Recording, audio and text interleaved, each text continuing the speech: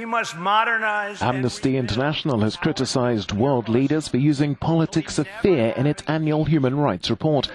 The group launched its findings in Washington for the first time and attacked President Trump for violating human rights at home and abroad. By any other nation or anyone else. Some of the main trends that we've seen covering all of the different countries in this annual report is basically the spread and the rise of state-sponsored and state-encouraged fear and discrimination against minorities, against activists, against different communities.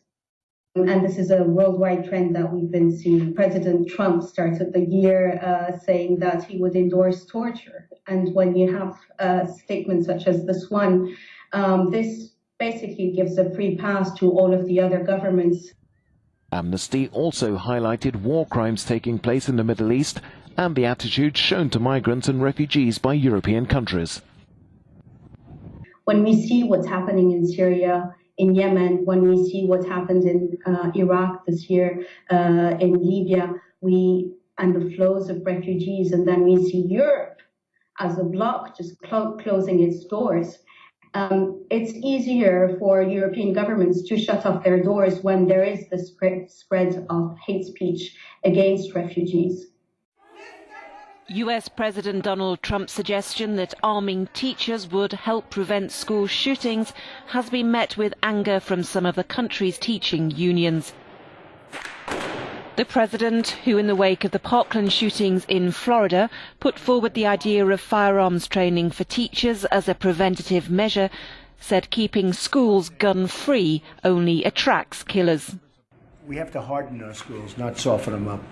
A gun-free zone to a killer or somebody that wants to be a killer, that's like going in for the ice cream. Following the massacre in Florida, school boards across the country are considering alternative methods to stop would-be attackers. I'm not saying that every teacher needs to be armed, but I'm saying that some teachers have the ability and know how to confront violence with violence. However, many teachers feel arming teachers would only make school more dangerous. Arming teachers, not a good idea.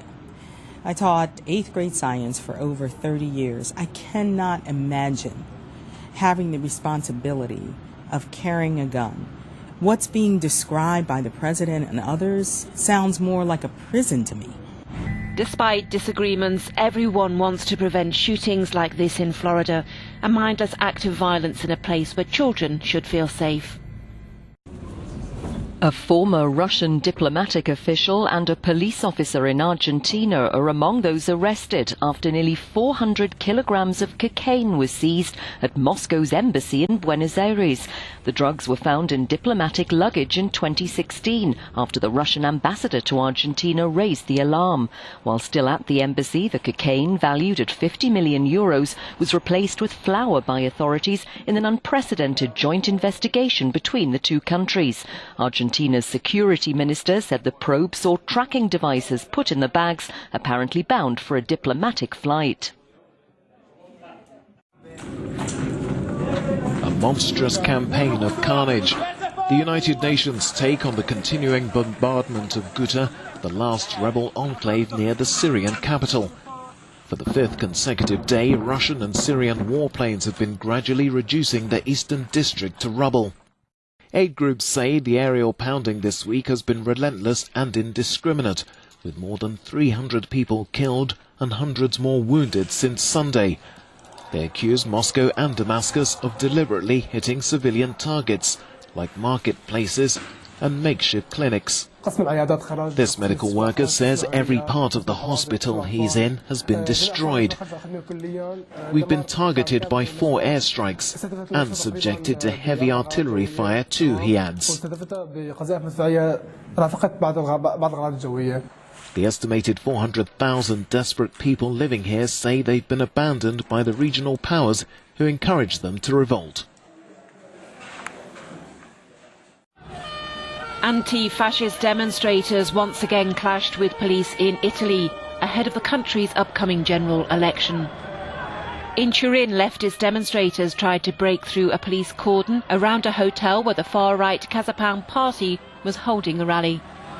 They were pushed back by police using water cannons and tear gas. 3 officers were injured in efforts to keep protesters away from the hotel, and a number of arrests were made. The recent rise in far-right nationalism has sparked a serious political debate in Italy about how the country is coming to terms with its fascist past. Many are concerned how the rise of neo-fascism will be reflected in the upcoming election.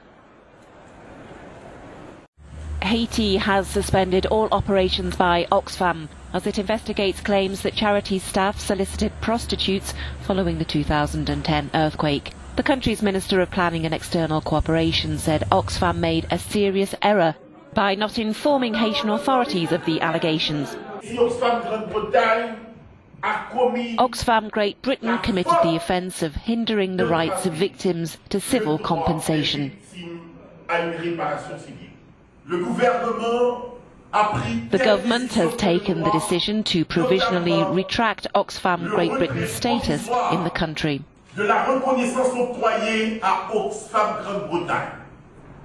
A final decision on Oxfam's right to operate in Haiti will be made in 2 months, according to the minister. Oxfam has apologised to the people of Haiti and the charity's supporters for downplaying the significance of the misconduct. It denies a cover-up, but its handling of the scandal has faced severe criticism. A Spanish police officer was killed in violent clashes between football fans before Athletic Bilbao's home Europa League match against Spartak Moscow. The officer reportedly had a heart attack after being hit by a flare. Hundreds of Spartak supporters are said to have travelled to the game without tickets. Fights broke out after they occupied the town square, prompting an angry reaction from Bilbao's supporters and local residents. There were at least 5 arrests after rival fans began to hurl glasses and flares at each other. The Amazon rainforest is reaching a point of no return if deforestation exceeds 20% of its original area. Researchers have looked into how much deforestation would be required to cause the hydrological cycle to degrade to the point of being unable to support rainforest ecosystems.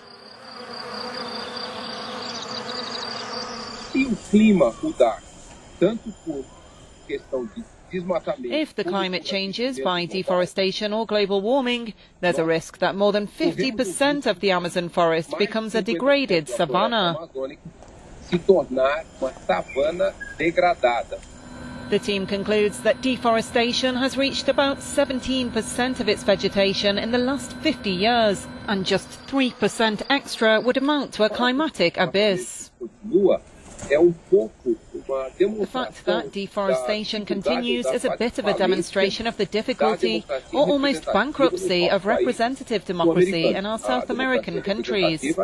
Representative democracy no longer functions in Brazil because the will of most of the Brazilian population to preserve the Amazon has no correspondence in the political actions that we see emanating from Brasilia, emanating from the Brazilian states. Biologists say climate change, deforestation and the widespread use of fire are all factors that will influence the natural water cycle in the region. A letter has been sent to Prince Harry and his fiancée Meghan Markle containing white powder purporting to be anthrax. Counter-terrorism officers are investigating, according to UK media, which says the package was intercepted before reaching Kensington Palace and its contents found to be harmless. Terminando o momento agora para um espaço comercial, agora nós estamos back no Informe Deportivo.